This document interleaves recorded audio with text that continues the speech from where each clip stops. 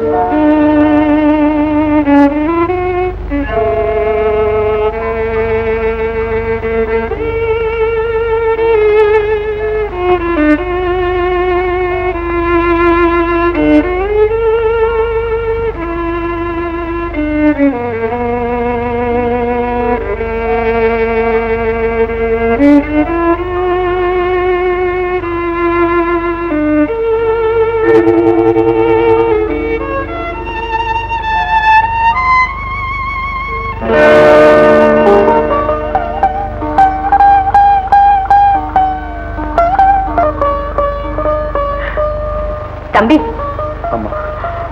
தங்கச்சி கல்யாணமாயி புருஷன் வீட்டுக்கு போயிடுச்சுப்பா. ஏம்மா, தங்கச்சி புருஷன் வீட்டுக்கு போய் எத்தனை நாளாச்சு? ஒரு வாரம் ஆகுது. ஒரு வாரம் தானே ஆகுது? ஒரு வருஷம் ஆன மாதிரி இல்ல? போமா, நம்ம பெரிய தப்பு பண்ணிட்டோம். தங்கச்சியை கட்டி கொடுத்துருக்கவே கூடாது. அப்படியே கட்டி கொடுத்திருந்தாலும் மாப்பிள்ளை நம்ம வீட்டோட வச்சிருந்துருக்கணுமா? தம்பி, உனக்கு கல்யாணமாயி பொண்ணு மேல இருக்கிற பிரியத்தினால மாமனார் உன்னை வீட்டோட இருக்க சொன்னா நீ இருந்துடுவியா? அது எப்படி இருப்பேன்? தத்துவம் அவளை விட்டுட்டு என்னால இருக்க முடியுமா? அது மாதிரிதான் மத்தவங்களும். இந்த பாரு, எனக்கு கல்யாணமான புதுசில எங்க அண்ணனும் உன் மாதிரி தான் கிடந்து தவிச்சாரு. எங்க அப்பா அம்மா ஒரு நாளைக்கு 2 தடவை வந்து பார்த்துட்டு போவாங்க. நீயும் உன் தங்கச்சியும் பிறந்ததுக்கு அப்புறம் அவங்க அடிக்கடி வரதும் குறைஞ்சு போச்சு. அவங்க வரலையேங்கிற என் ஏக்கமும் மறைஞ்சு போச்சு. குழந்தை குட்டி ஆகிற வரைக்கும் அப்படித்தான் இருக்கும். அப்புறம் எல்லாம் சரியா போயிடுவோப்பா. நீங்க என்ன சொன்னாலும் எனக்கு ஆறுதல் வராதுமா. என் தங்கச்சியை பார்க்காம என்னால இருக்கவே முடியுது. பாருங்க, இந்த வீடே வெறிச்சோடி போச்சு அவ இல்லாம. ஆண்களுக்கு ஒரே வாழ்க்கை, ஆனா பெண்களுக்கு 2 வாழ்க்கை. கல்யாணத்துக்கு முந்தி ஒரு வாழ்க்கை, கல்யாணத்துக்கு அப்புறம் ஒரு வாழ்க்கை. இது எல்லா குடும்பத்திலையும் சகஜம்தான்.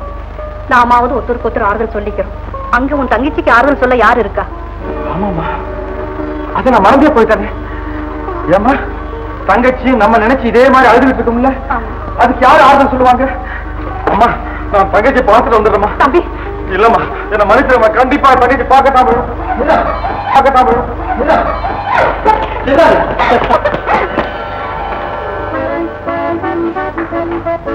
என்ன அப்படி பாக்குறீங்க? இப்ப மட்டுமா? எப்ப என் கண்ணு உன்னை முதல் முறையா சந்திச்சதோ அப்ப இருந்து அதுக்கு ஒரே அழகு பசி. உன்னை பார்த்து பார்த்து தான் அந்த பசி தீர்த்துக்க வேண்டியிருக்கு. நான் என்ன அவ்வளவு அழகாவா இருக்கேன்? ஒவ்வொரு கணவனுடைய கண்ணுக்கு அவ மனைவி பேரழகிதான். சிவகாமி, நீ அமிர்தத்துல விளைஞ்ச அழகுத்தான். அத்தா, நம்ம காதல் கை கொண்டதுக்கு இந்த கடியாரம் தான் காரணம். இது மட்டும் இல்லைன்னா நான் உங்களை விரும்புறேங்கிற வார்த்தையை என் கண்ணங்கிட்ட இந்த ஜென்மத்துல சொல்லிருக்க மாட்டேன்.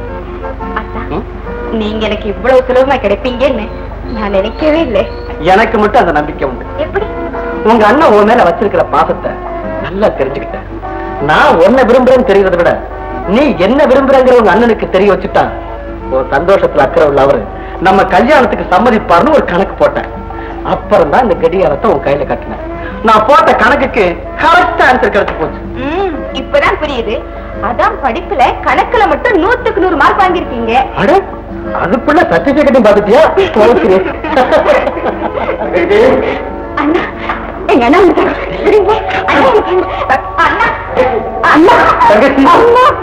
தங்கச்சி, தங்கச்சி, தங்கச்சி, சௌக்கியமா இருக்கல?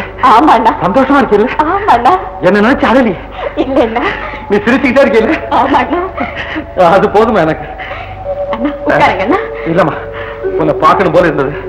ஒடியாந்துட்டேன். வரமா, இருங்க. அதுக்குள்ள என்ன அவசரம்? காபி சாப்பிட்டு போங்க. இல்லைங்க, எங்க என்ன காசு சாப்பிட மாட்டாங்க. ஏன்னா பாலா சாப்பிடுங்க. ரொம்ப நன்றி.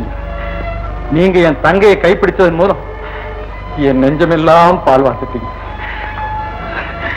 இது கடைசி வரைக்கும் கண்கலங்காம பாத்துக்கிட்டீங்கன்னா என் வயசுலயே அமிர்தத்தை வார்த்த மாதிரி. நீங்க ஒண்ணும் கவலைப்படாதீங்க. சிவகாமி உங்க தங்கச்சி மட்டுமல்ல, என் மனைவியும் கூட. அவ என்னைக்கு சந்தோஷமா இருக்க நான் எதையுமே தியாகம் செய்ய தயாரா இருக்கேன். ஆஹா, பொறுப்பு நிறைஞ்ச இந்த வார்த்தைகள் என் கலக்கத்தையும் கவலையுமே போக்கிடுச்சு. உங்களுக்கு எப்படி நன்றி சொல்றதுன்னே எனக்கு தெரியல. அம்மாடி, இங்க வாமா, நில்லு. நீங்க நல்லா இருக்கணும். நீண்ட நெடுங்காலம் மகிழ்ச்சியோட வாழது. உனக்கு போதும் போதும். ஓடி வந்து உங்கத்தால் என்ன பத்தி ஒரு வார்த்தை கேட்டீங்களா? நல்லா இன்னாரு இருக்காது ராது எங்கே அப்படின்னு ஒன்று சித்தா பாக்கிட்ட கேள்வி சொல்றியா? இருப்ப கேடுறேன்.